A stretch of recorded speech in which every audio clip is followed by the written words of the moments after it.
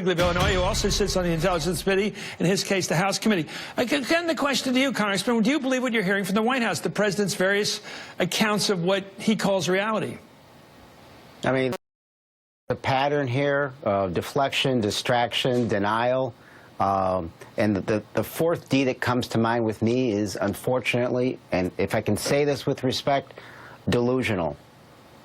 What do you think he clearly doesn't want an investigation into whatever happened between his campaign people and the Russians.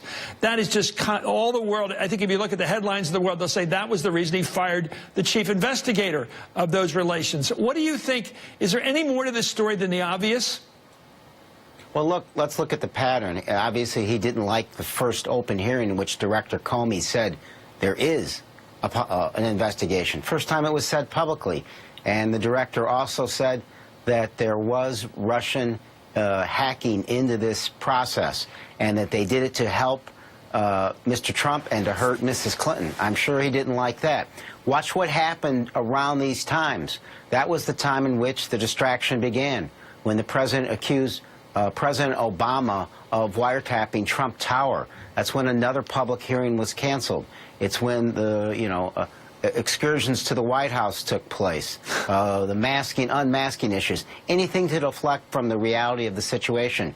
And let's not remember, just remember, this week we had the testimony of Ms. Yates, who we can't fire anymore, and we had the revelation that the director was asking for more resources to complete this investigation. What do you think the impact was of Ms. Sally Yates' performance that we all watched on television and you watched it on the Hill? What do you think the impact of that was on Trump this week?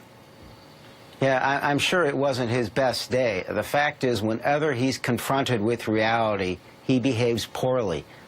She has brought the reality back to the situation that the White House knew far before they fired General Yates what had taken place, that he was susceptible to blackmail, that he had lied to them, and that there were other issues with him. They just can't accept the reality of the situation, and they certainly won't cooperate with this investigation. Thank you so much, U.S. Congressman Mike Quigley.